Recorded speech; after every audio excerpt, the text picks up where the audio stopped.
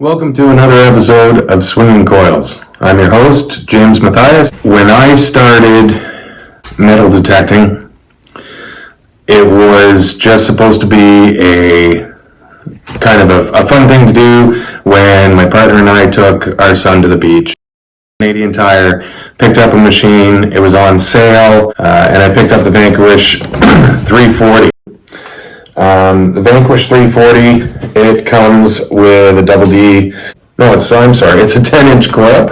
It's got just a couple of settings. It's got 3 buttons here. This machine is extremely easy to use.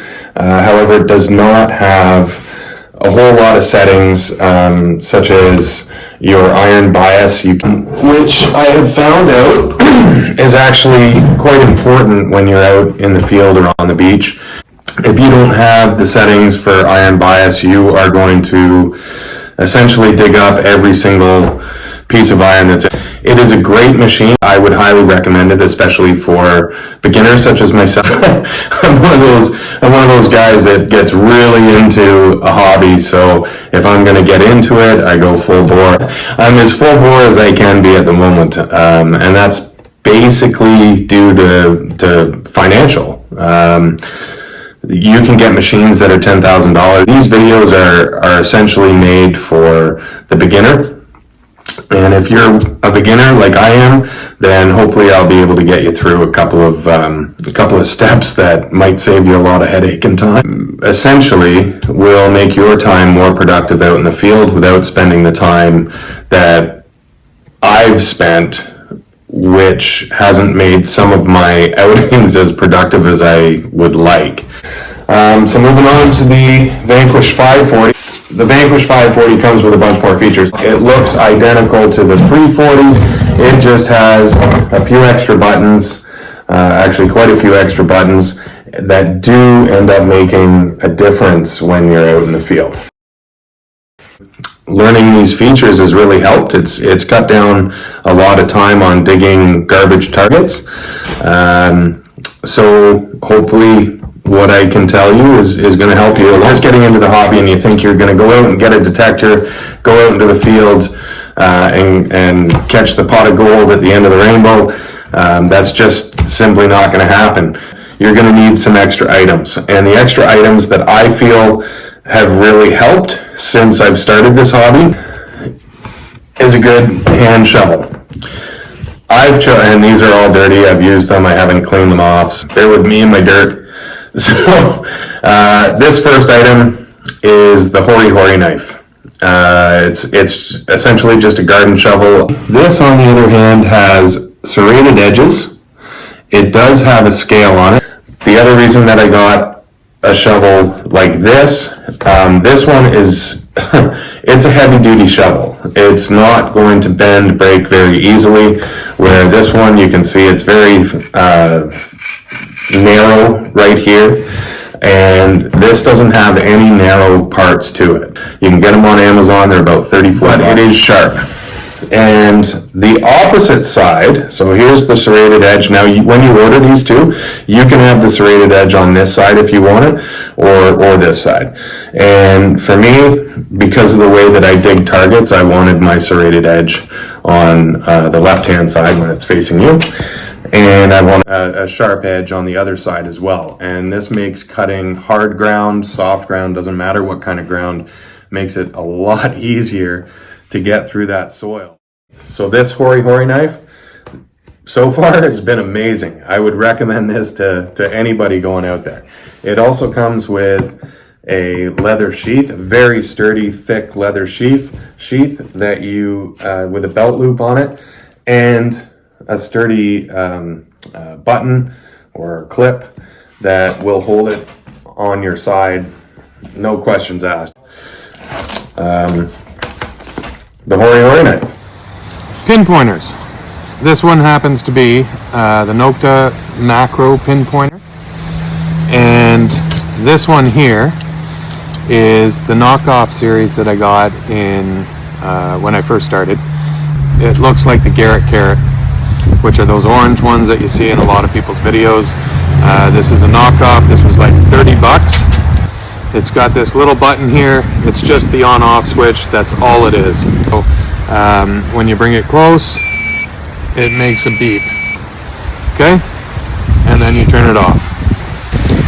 The Note to Macro comes with 2 of these little covers so that you don't damage this part of your pin pointer. And both covers, so this one actually has a little ridge all the way around it, and that's for scraping dirt off in your hand, or you use it as kind of like almost a digging tool, where this one here, it's just got the one side, and again, you just scrape dirt off or sand, and you can find smaller items. The difference is you'll hear this one only has one tone to it when you're close to any kind of metal, and this one, when you come close, it'll start, and then as you get closer, it beeps faster. When you're right on it, it also has a bunch of other features on it. Do it again. Now you hear nothing, but it's vibrating. If you do it again, hear the little beep. Now it's beeping and vibrating, and then do it again. Now it's just beeping, no vibration. It's got 10 levels of sensitivity, so if you turn it up, then you get that long beep at the end. That's the lowest sensitivity. Go all the way to the max, you get that longer beep, and now you can be further away from a target.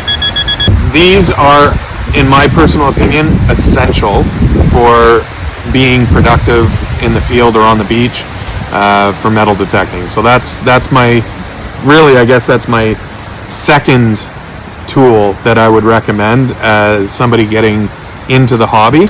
I would highly recommend getting a pinpointer. Now, if you're just starting and you're worried, you don't want to spend the extra money on something like this, this is about 120, 130 bucks. You can get these, they definitely work. You get them on Amazon and they're about 35 bucks. So it's significantly different, but you don't get the settings, and those settings definitely come in handy. Moving on to my 4th item. So far we've had the metal detector, the shovel, now the pinpointer, and moving on to the 4th item of my essential items that I think any new metal detectors should have is a fine bag. What I look for personally is a bunch of pockets. This one at the top pocket, I've got extra batteries, that extra little rod for my pinpointer. The point is having many different pockets in this fine bag is my personal preference to having a fine bag. This big pocket here, I will throw all my garbage into it. Any good finds that I have, again, this is another little piece that isn't necessary, but can be handy. It's got little compartments in there. So there's a pocket inside this big pocket that this goes in. So if I find a coin or a ring or something of interest, I'll throw it into this little thing here, and it has its own separate pocket. I also picked this one out because it's got a water bottle carrier right here, so you just stick a water bottle in it and you can do it up, and then I can throw my gloves in the side pocket, in one of the side pockets here, and it's out of the way and you're not digging through garbage finds just to get gloves when you need them. This front pocket, sometimes I'll stick my little special box in the front pocket and do it up, which can come in handy. And my last little item that isn't necessary is magnifying glass. Guys, anybody that's following me will notice I do a lot of my detecting at night unless I'm doing these videos. This thing really comes in handy with that extra little light, but it's not essential, but the bag is essential in my personal opinion. And as far as the light goes, This is an extra little bit here, a little piece of kit that I find very useful for the detecting that I do, which you can turn on and off, right? And then this little piece, if you're looking at something with the magnifying glass, you just turn it on, and it's at night. This little thing is coming very handy. I actually found that Mexican gold token at night, and without a lantern or a light of some sort, I would have missed that target, and that target's worth about $1,600. So there is one more item that I would highly suggest. It is not an essential item, but I would highly suggest a detectorist if you're going to do any beach combing and spend a lot of time detecting on beaches. There's one more item that I would highly recommend, and let me get it. That is a sand scoop. This one is the CKG sand scoop. They have a few different models. I'm just going to do a little bit of a video to show you how imperative this is if you're doing beach combing, and you can get your targets 10 times faster if you have one of these. These ones, this right here, just this part here, just the shovel part of this, I believe was about $150, $130 to $150. You have to buy your own handle. The handles, they have some that are carbon fiber, very lightweight, and a lot of people get those. I went to Canadian Tire and picked up a $10 handle. The carbon fiber handles are about another $100. So this unit with a carbon fiber handle can be $250 to $300 sand scoop. And to me, that seemed a little ridiculous. Even to spend $130 on the shovel part, I was hemming and hawing. But I'm glad I did, because I have a lot more time to find more targets on the beach when I bring that with me.